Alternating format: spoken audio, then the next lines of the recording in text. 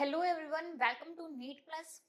हम कर रहे थे topic breathing and exchange of gases, जिसमें हमने पढ़ लिया था ह्यूमन रेस्पिरेटरी सिस्टम और जिसमें हमने पढ़ा एल्वियोलाइज की स्ट्रक्चर के बारे में, गैसेस कैसे ट्रांसफर करेंगी। देन हमने पढ़ा ऑक्सीजन ट्रांसपोर्टेशन एंड नेक्स्ट हमारा टॉपिक है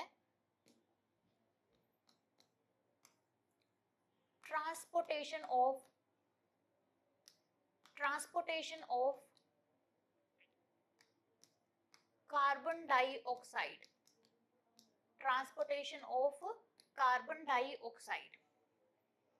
कार्बन डाइऑक्साइड का कैसे ट्रांसपोर्टेशन होगा उसके बारे में हमें देखना है। हमें पता है कि CO2 is transported by RBC in RBC by the hemoglobin 20 to 25%। ये हमने पढ़ा था कि जिसके अंदर से 70% किस फॉर्म में जाएगा, बाइकार्बोनेट की फॉर्म में जाएगा, बाइकार्बोनेट, एंड 25 to 30% जाएगा आरबीसी ट्रांसपोर्ट करेगी, एंड रिमेनिंग जितना भी 8% रह जाएगा वो किसके थ्रू जा रहा था, प्लाज्मा के थ्रू, डिसोल्व प्लाज्मा के थ्रू, जितना भी 5 to 8% रह जाएगा। तो हमने यहाँ पे देखा कि HB के थ्रू कितना जा रहा है ट्रांसपोर्टेशन करने के लिए, 20 to 25%। When CO2 is combined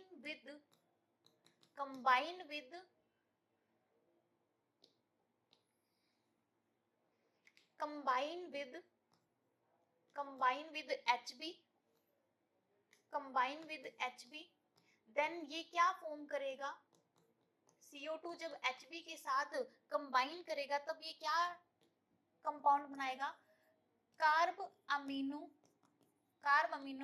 haemoglobin. Carb amino haemoglobin नाम का क्या बना लेगा, ये कंपाउंड बनाना स्टार्ट कर देगा। कार्ब अमीनो हीमोग्लोबिन क्या बना देगा, कंपाउंड बना देगा। जब CO2 की बाइंडिंग किसके साथ हो जाएगी, हीमोग्लोबिन के साथ जब इसकी बाइंडिंग हो जाएगी तो हमें एक कंपाउंड मिलेगा, that is called carb amino haemoglobin. अब हमें पता है कि अगर हम बात करें टिश्यू लेवल पर, अगर हम टिश्यू के अंदर देखते हैं तो partial pressure of CO2 is high. Tissue level पर क्या आएगा, partial pressure of CO2 is high, partial pressure of oxygen is low, hydrogen ions concentration is high, temperature is high in the tissue level. अगर हम alveoli level पर देखें, तो PO2 की concentration क्या हो जाएगी, हाई हो जाएगी, और PCO2 की अमाउंट क्या हो जाती है, कम। PCO2 यहाँ पर कम है, हाइड्रोजन आयंस कंसंट्रेशन कम है, एंड देन टेम्परेचर अमाउंट भी क्या मिलेगी, हमें कम मिलेगी। यानी कि अगर हम बात करें tissue level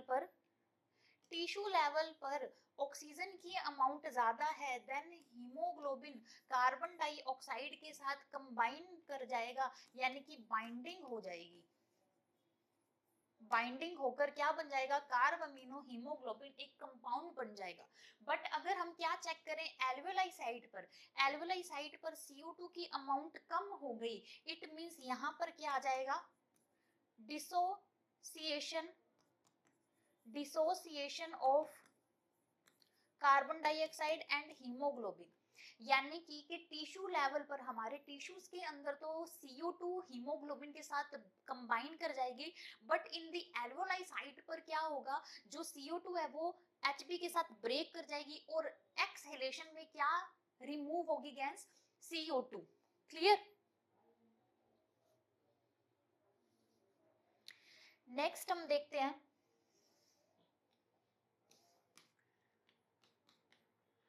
in the alveolar site, the alveolar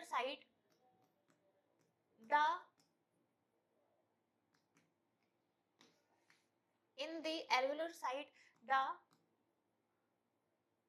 partial pressure of CO2 is low, and the partial pressure of oxygen is high and H positive and temperature is also low. अब हम बात करें किसके पास, एल्वेलाइज में। एल्वेलाइज के अंदर जब PCO2 की अमाउंट कम है, PO2 की अमाउंट ज्यादा है, टेम्परेचर कम है, हाइड्रोजन्स आयन की कंसंट्रेशन कम है, तब यहाँ पर जो CO2 है वो क्या हो जाएगी। हमें ये पता है कि जो CO2 है, CO2 इन ब्लड के अंदर किस फॉर्म में रहती है, बाई कार्बोनेट की फॉर्म में रहती है। किस फॉर्म में रहेगी, बाई कार्बोनेट की फॉर्म में रहेगी। और हमारे आरबीसी के अंदर एक एंजाइम प्रेजेंट है, in the RBC one enzyme is present that is called carbonic anhydrase. Carbonic anhydrase क्या रहेगा, एक एंजाइम प्रेजेंट रहेगा जो CO2 के ट्रांसपोर्टेशन में यानी कि फॉर्मेशन में क्या करेगा, हेल्प करेगा। अब यहाँ पर जो CO2 है वो ब्लड में क्या रहा है, बाइकार्बोनेट की फॉर्म में रह रहा है, यानी कि H2CO3 की फॉर्म में रह रहा है। अब जब ये बाइकार्बोनेट से किस में फ्री हो जाएगा, CO2 प्लस H2O में। किस साइट पर, एल्वेलाइज की साइट पर। एल्वेलाइज की साइट पर ये बाइकार्बोनेट से किसकी फॉर्मेशन हो जाएगी, CO2 की। और CO2 क्या होएगी, CO2 कहाँ चली जाएगी, एटमॉस्फेयर में, in the process of the inhalation. ये तो हमने बात की किस साइट पर, एल्वेलाई साइट पर। अगर हम बात करें किस साइट पे, टिश्यू साइट पे, तब हम देखते हैं कि टिश्यू साइट पर क्या होगा।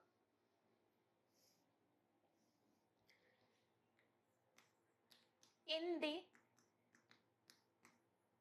Tissue site, in the tissue site पर क्या होगा बच्चों, टिश्यू साइट पर हमें पता है कि partial pressure of CO2 is high and PO2 is low, यानी कि PCO2 की अमाउंट क्या हो जाएगी, हाई हो जाएगी, temperature is also high, H positive concentration is also high and PO2 की अमाउंट क्या हो जाएगी, कम हो जाएगी। किस साइड पे बात कर रहे हैं हम, टिश्यू वाली साइड पे बात कर रहे हैं। अब PO2 है और हमें यहाँ पर पता है कि आरबीसी के अंदर कौन सा एंजाइम पड़ा है, हमारे ब्लड के अंदर, हमारे ब्लड के प्लाज्मा में कौन सा एंजाइम पड़ा है, कार्बोनिक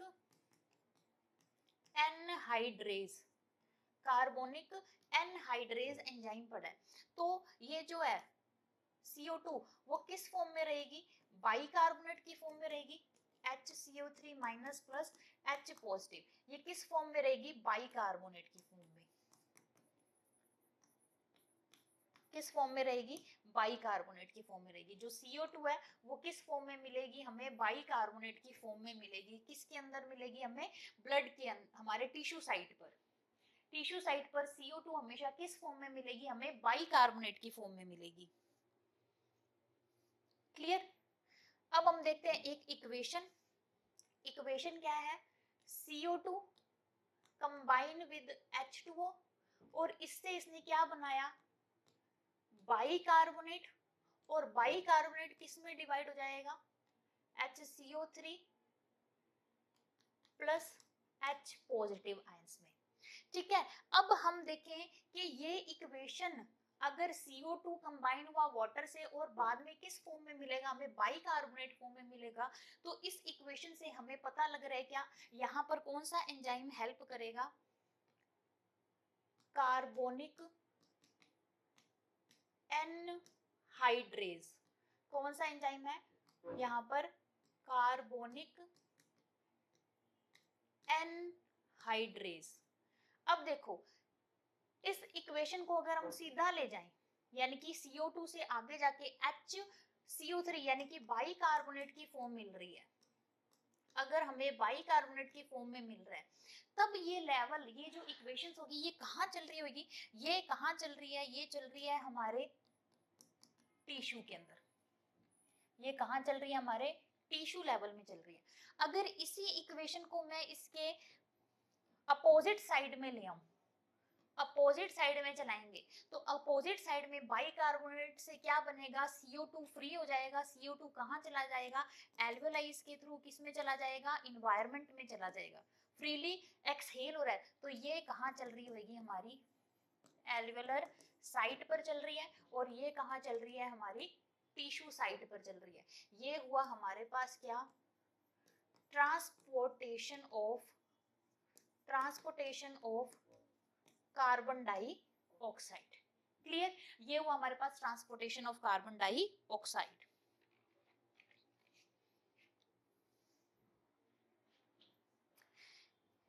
नेक्स्ट है हमारे पास क्या, every 100 ml of blood transport the 4 ml of CO2 to the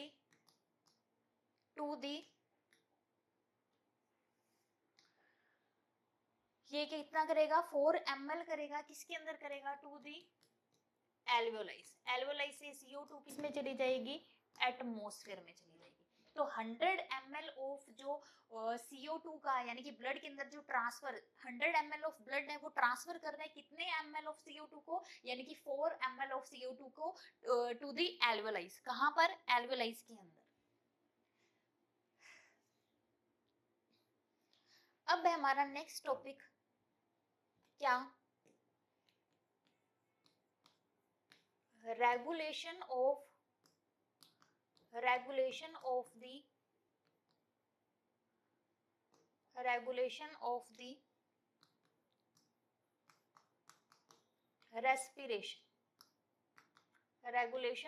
respiration, यानी कि जो हमारा रेस्पिरेशन है उसको कौन रेगुलेट करेगा, कौन कंट्रोल करेगा।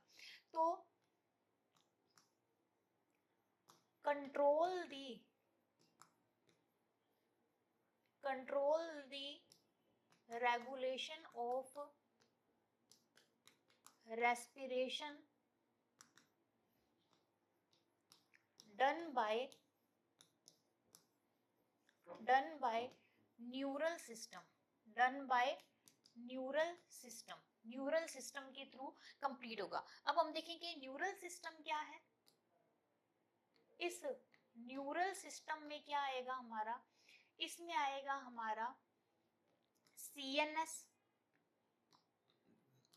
PNS और ANS। CNS में क्या आएगा, central nervous system, peripheral nervous system, autonomous nervous system. ठीक है, और अगर हम बात करें किसकी, CNS की, तो हमारा जो CNS है उसके अंदर हम किसको पढ़ेंगे, हमारे ब्रेन को एंड हमारी spinal cord, brain and spinal cord. अब जितना भी रेस्पिरेशन का जो कंट्रोल होगा वो किसके पास है, हमारे ब्रेन के पास। किसके पास होगा, हमारे ब्रेन के पास। हमारा जो ब्रेन है उसको हमने कितने पार्ट्स में डिवाइड किया हुआ है, 3 पार्ट में, that is fore brain, mid brain और हाइंड ब्रेन।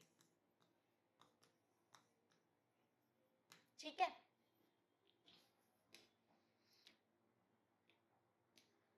अब इसमें से जो हमारा हाइंड ब्रेन है उसके 3 पार्ट्स हैं, और पहले इस फोर ब्रेन की बात करते हैं। फोर ब्रेन में हम पढ़ेंगे क्या, cerebrum, thalamus thalamus and hypothalamus, hypothalamus. Hind brain में सेरेबेलम, पोन्स और मेड्यूला ओब्लांगेटा, मेड्यूला ओब्लांगेटा। ठीक है, अब हमें इसमें से क्या पढ़ना है कि जो रेस्पिरेशन का जो रेगुलेशन होगा, जो रेस्पिरेशन रेगुलेशन होगा, रेस्पिरेशन रेगुलेशन होगा, वो कौन पार्टिसिपेट करेगा? एक तो पोन्स और एक मेड्यूला रीजन। एक पोन्स करेगा और एक क्या करेगा? मेड्यूला रीजन करेगा। हमें वो देखना है कि ब्रेन सीएनएस का पार्ट है, सीएनएस से ब्रेन आया, ब्रेन के 3 पार्ट्स थे, तो जो लास्ट में हाइंड ब्रेन आएगा उसके अंदर पोन्स और एमओ मिलकर क्या करेंगे? हेल्प करेंगे, रेगुलेशन करेंगे किसका? रेस्पिरेशन का। तो हम मेड्यूला रीजन की बात करें, मेड्यूला रीजन की बात करें तो हमारे मेड्यूला रीजन में एक स्पेशल क्या मिलेगा? एक स्पेशल सेंटर होगा, दैट इज कॉल्ड रेस्पिरेटरी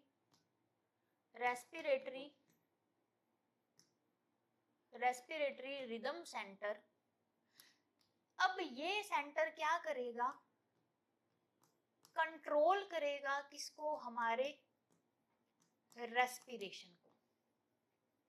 अगर हमारे बॉडी के अंदर किसकी अमाउंट ज्यादा आ गई, कार्बन डाइऑक्साइड की अमाउंट ज्यादा आ गई या H positive ions concentration high होगी, जैसे CO2 की अमाउंट ज्यादा आई तो ये सेंटर क्या हो जाएगा?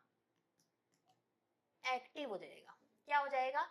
एक्टिव हो जाएगा। इसके साथ साथ हमने पोन्स के पास भी, ये तो हमने पढ़ा क्या? Medulla region. अगर हम बात करें पोन्स के पास भी एक स्पेसिफिक रीजन होगा जिसे हम बोलेंगे न्यूमोटैक्सिक सेंटर। न्यूमोटैक्सिक सेंटर होएगा, ये भी क्या रहेगा? एक्टिव रहेगा। ठीक है, किसके लिए एक्टिव रहेगा? CO2 कंसंट्रेशन के बेस पर ये क्या रहेगा? एक्टिव रहेगा। जैसे ही CO2 की अमाउंट ज्यादा आएगी तो ये जो न्यूमोटैक्सिक सेंटर है ये इसके सिग्नल्स किसको भेज देगा? रेस्पिरेटरी रिदम सेंटर को भेजने के काम करेगा, जिसके कारण हमारा रेस्पिरेशन क्या रहेगा? कंट्रोल में रहेगा। और कौन कंट्रोल करेगा? मेड्यूला रीजन करेगा। ठीक है, अब मेड्यूला रीजन के पास एक और हमें क्या मिलेगा? इस मेड्यूला रीजन के पास हमें एक और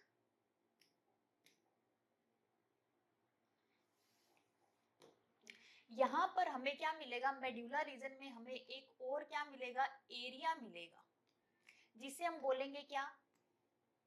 कीमो सेंसिटिव एरिया। किसके पास मिलेगा हमें? इस रेस्पिरेटरी रिदम सेंटर के पास एक एरिया और मिलेगा जिसे हमने क्या बोल दिया? Chemo sensitive area. That is also active. और इसके जैसे ही हमारी बॉडी के अंदर CO2 की अमाउंट कंसंट्रेशन हाई होने लगेगी, this region is also activate and provide the signals to the respiratory rhythm centre, जिसके कारण हमारी बॉडी यानी कि हमारा माइंड क्या करेगा? इनहेलेशन को क्या कर देगा? प्रोसेस को फास्ट कर देगा, ताकि ज्यादा से ज्यादा क्या मिल सके? ऑक्सीजन प्रोवाइड हो सके। तो जैसे ही हमारी बॉडी के अंदर, सोचने वाली बात है कि जैसे ही हमारी बॉडी के अंदर CO2 की अमाउंट ज्यादा होगी तो हमारा जो सिस्टम है, हमारे का जो ब्रेन का जो सिस्टम्स है, कुछ सेंटर्स हैं, वो क्या हो जाएंगे? एक्टिव हो जाएंगे, ताकि हम ज्यादा से ज्यादा क्या कर सकें? रेस्पिरेशन यानी कि इनहेलेशन कर सके, और इनहेलेशन में ज्यादा से ज्यादा अमाउंट क्या ले सकें? ऑक्सीजन की। तो हम कह सकते हैं कि इस पूरे प्रोसीजर के अंदर जो ऑक्सीजन है उसका जो कंट्रीब्यूशन है वो क्या होएगा? बहुत कम होगा comparison to CO2।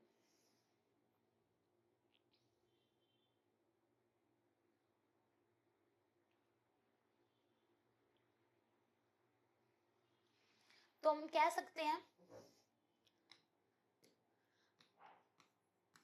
The role of oxygen in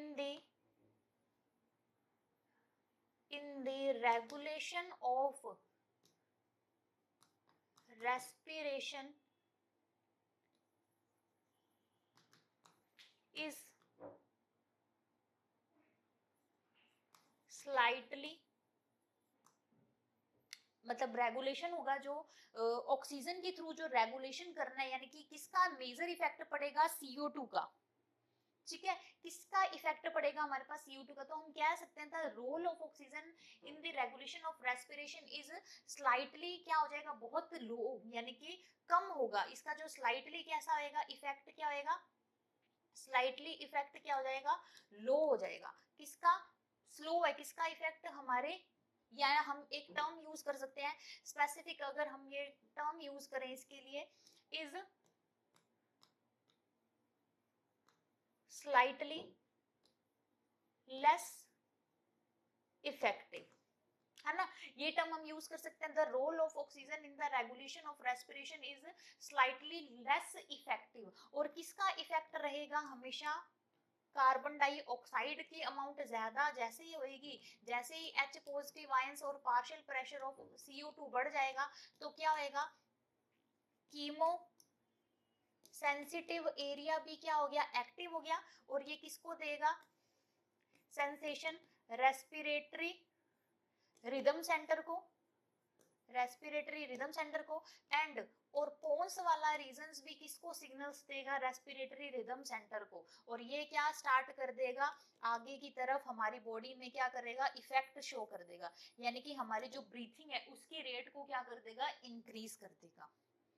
तो ये कंप्लीट हुआ हमारे पास क्या, CO2 का ट्रांसपोर्टेशन कर लिया हमने, क्या इफेक्ट पड़ेगा, ऑक्सीजन का इफेक्ट कम पड़ेगा और CO2 का इफेक्ट क्या पड़ेगा, ज्यादा। अब हम देखते हैं कि रेस्पिरेशन से रिलेटेड डिसऑर्डर क्या हो सकते हैं।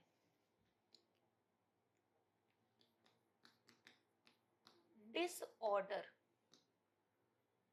रिलेटेड टू रेस्पिरेशन, फर्स्ट है हमारे पास क्या, अस्थमा। अस्थमा क्या होएगा,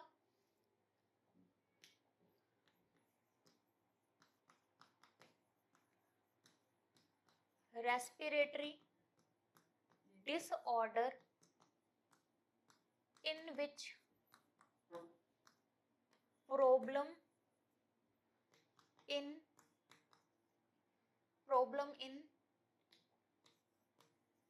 breathing, ब्रीथिंग के अंदर क्या स्टार्ट हो जाएगी, प्रॉब्लम हो जाएगी इन ब्रीथिंग,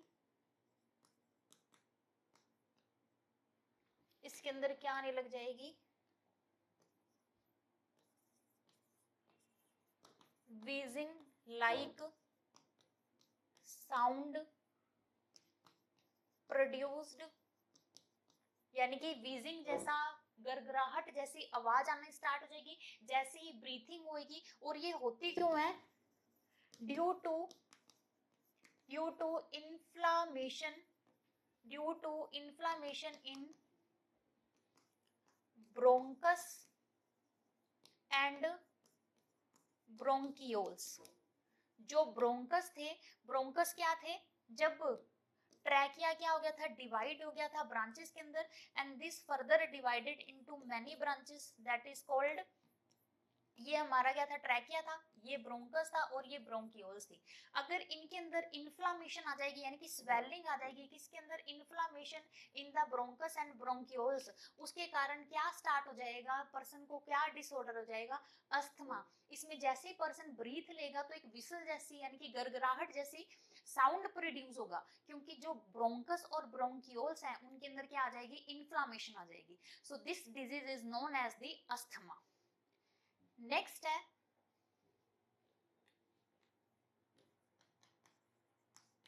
एम्फीसमा। अब एम्फीसमा क्या होएगा, इन्फ्लामेशन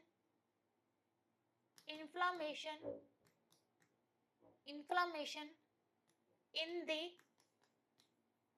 एल्वियोलाइज। अब हमें पता है कि एल्वियोलाइज is the main site for diffusion, यानी कि main site for diffusion. Diffusion की मेन साइट क्या हो जाएगी? एल्वेलाइज। अब इस एल्वेलाइज में क्या आ गई?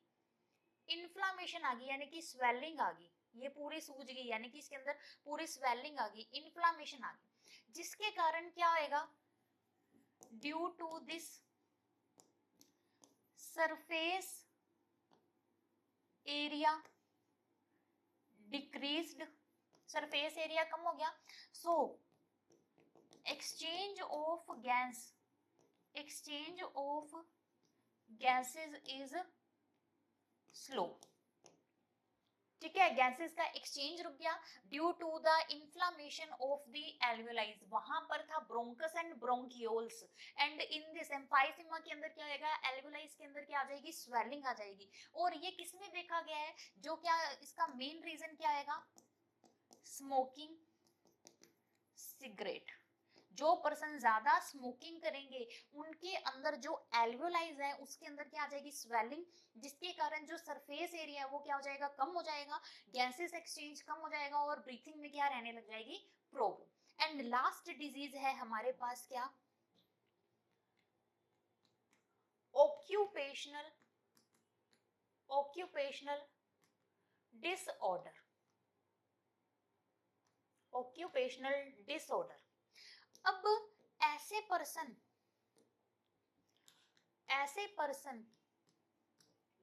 who works in stone factories, breaking the stone, तो ऐसे लोग जो कहाँ वर्क कर रहे हैं? किसी स्टोन फैक्ट्री में, या जहां पर पत्थर को, स्टोन्स को क्या कर रहे हैं? कॉन्टिन्यूसली कट किया जा रहा है, तो उसके कारण क्या होगा? इनकी जो लंग्स हैं उनके अंदर क्या इकट्ठा होना लग जाएगा? इसका जो डस्ट है, यानी कि इस डस्ट के अंदर क्या होएगा? सिलिका, जिसके कारण पर्सन को क्या हो जाएगा? ऑक्यूपेशनल डिसऑर्डर की प्रॉब्लम स्टार्ट हो जाएगी। तो ये हुआ हमारा chapter complete, breathing and exchange of gases. अब हम मिलेंगे अपनी नेक्स्ट क्लास में, तब तक के लिए अच्छे से रिवीजन कीजिए। Thank you so much.